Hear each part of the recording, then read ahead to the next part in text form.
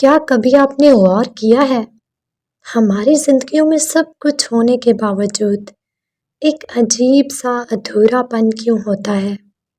ہم محنت بھی پوری کرتے ہیں، کوشش بھی لاجواب ہوتی ہے، لیکن آخر میں وہ برکت، وہ سکون حاصل نہیں ہوتا جس کی ہمیں تلاش ہوتی ہے۔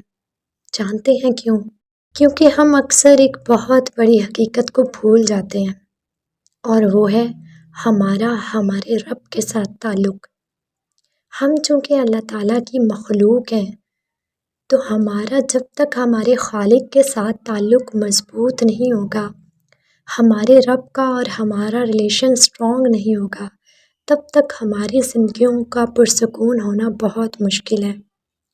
اللہ تعالیٰ کے ساتھ اپنے تعلق کو مضبوط کرنے کا بہترین طریقہ یہ ہے کہ ہم اس کے کلام یعنی قرآن پاک کو سمجھیں، اور قرآن کو سمجھنے کا سب سے زیادہ مؤثر اور آسان طریقہ قرآن جرنلنگ ہے۔ السلام علیکم ورحمۃ اللہ وبرکاتہ۔ کیسے ہیں آپ سب؟ امید ہے خیر و عافیت سے ہوں گے۔ الحمدللہ آج ہمارا قرآن جرنلنگ کا ڈے 3 ہے، اور آج ہم سورہ فاتحہ کی تفسیر دیکھیں گے اور ساتھ میں اپنے نوٹس بنائیں گے۔ ویڈیو کے آخر پہ میں آپ کو پچھلی ویڈیو میں پوچھے جانے والے سوال کا جواب بھی بتاؤں گی، اور آج کی ویڈیو کا سوال بھی شیئر کروں گی جس کا آنسر آپ مجھے کمنٹ میں دیں گے۔ تو چلیے اپنی ویڈیو کا آغاز کرتے ہیں۔ بسم اللہ الرحمن الرحیم۔ اللہ کے نام سے شروع جو نہایت مہربان، بہت رحم فرمانے والا ہے۔ علامہ احمد ساوی رحمہ اللہ علیہ فرماتے ہیں، قرآن مجید کی ابتدا بسم اللہ سے اس لیے کی گئی تاکہ اللہ کے بندے اس کی پیروی کرتے ہوئے ہر اچھے کام کی ابتدا بسم اللہ سے کریں، اور حدیث پاک میں بھی اچھے اور اہم کام کی ابتدا بسم اللہ سے کرنے کی ترغیب دی گئی ہے۔ حضرت ابو ہریرہ رضی اللہ تعالیٰ عنہ سے روایت ہے، حضور پر نور صلی اللہ علیہ وآلہ وسلم نے ارشاد فرمایا، جس اہم کام کی ابتدا بسم اللہ الرحمن الرحیم سے نہ کی گئی تو وہ ادھورا رہ جاتا ہے۔ لہٰذا بحیثیت مسلمان ہمیں چاہیے کہ ہر نیک اور جائز کام کی ابتدا بسم اللہ الرحمن الرحیم سے کریں۔ امام فخر الدین رازی رحمہ اللہ علیہ فرماتے ہیں، اللہ نے اپنی ذات کو رحمان اور رحیم فرمایا تو یہ اس کی شان سے بعید ہے کہ وہ رحم نہ فرمائے۔ اسی سے متعلق ایک چھوٹا سا واقعہ آپ کے سامنے بیان کرتی ہوں۔ روایت میں آتا ہے کہ ایک سائل نے بلند دروازے کے پاس کھڑے ہو کر کچھ مانگا تو اسے تھوڑا سا دے دیا گیا۔ دوسرے دن وہ کلہاڑا لے کر آیا اور دروازے کو توڑنا شروع کر دیا۔ اس سے کہا گیا، تو ایسا کیوں کر رہا ہے؟ تو اس نے جواب دیا، یا تو دروازے کو اپنی عطا کے لائق کر، یا اپنی عطا کو دروازے کے لائق بنا۔ یعنی اتنا بڑا دروازہ ہے اور عطا تھوڑا سا کر رہا ہے۔ بسم اللہ سے متعلق چند اہم نکات۔ تلاوت شروع کرنے سے پہلے اعوذ باللہ من الشیطان الرجیم پڑھنا سنت ہے، لیکن اگر شاگرد استاد سے قرآن مجید پڑھ رہا ہو تو اس کے لیے سنت نہیں ہے۔ سورت کی ابتدا میں بسم اللہ پڑھنا سنت ہے ورنہ مستحب ہے۔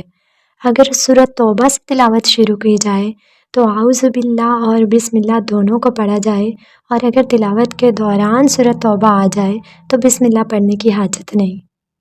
اب ہم سورۃ الفاتحہ کی پہلی آیت پڑھتے ہیں۔ الحمدللہ رب العالمین۔ الحمد یعنی تمام تعریفیں للہ اللہ کے لیے ہیں، رب العالمین جو تمام جہانوں کا رب ہے۔ ترجمہ اس کا بنے گا، سب تعریفیں اللہ کے لیے ہیں جو تمام جہانوں کا پالنے والا ہے۔ یعنی ہر طرح کی حمد اور تعریف کا مستحق اللہ تعالیٰ ہے، کیونکہ اللہ تعالیٰ کمال کی تمام صفات کا جامع ہے۔ حمد کا معنی ہے کسی کی اختیار کی ہوئی خوبیوں کی بنا پر اس کی تعریف کرنا، اور شکر کی تعریف یہ ہے کہ کسی کے احسان کے مقابلے میں زبان، دل یا اعضاء سے اس کی تعظیم کرنا۔ ہم چونکہ اللہ تعالیٰ کی حمد عام طور پر اس کے احسانات کے پیش نظر کرتے ہیں، اس لیے ہماری حمد شکر بھی ہوتی ہے۔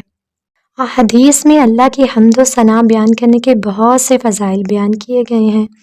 حضرت انس بن مالک رضی اللہ تعالی عنہ سے روایت ہے، نبی کریم صلی اللہ علیہ وآلہ وسلم نے ارشاد فرمایا، اللہ تعالیٰ بندے کی اس بات سے خوش ہوتا ہے کہ وہ کچھ کھائے تو اللہ کی حمد کرے اور کچھ پیے تو اللہ کی حمد کرے۔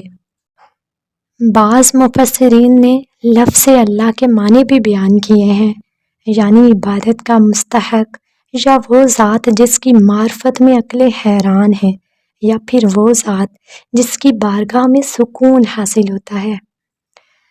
لفظ رب کے کئی معنی ہیں، جیسے سید، مالک، معبود، ثابت، مصلح اور بتدریج مرتبہ کمال تک پہنچانے والا۔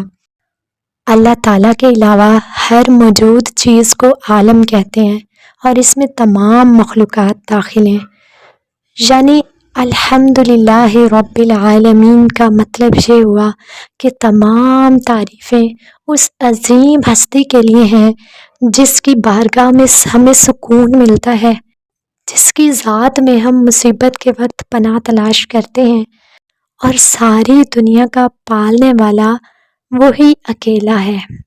اب بات کرتے ہیں ہمارے اس کوشچن کی جو میں نے پچھلی ویڈیو میں آپ سے پوچھا تھا، اور اس کا آنسر کیا ہے۔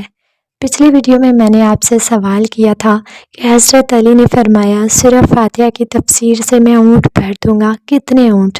تو حضرت علی نے فرمایا تھا کہ سورہ فاتحہ کی تفسیر سے میں 70 اونٹ بھر دوں گا۔ آج کا سوال یہ ہے کہ ہمیں کب کب اللہ کی حمد بیان کرنی چاہیے؟ اس سوال کا جواب کمنٹس میں ضرور دیجیے۔ اپنا بہت سارا خیال رکھیے، دعاؤں میں یاد رکھیں۔ اللہ حافظ۔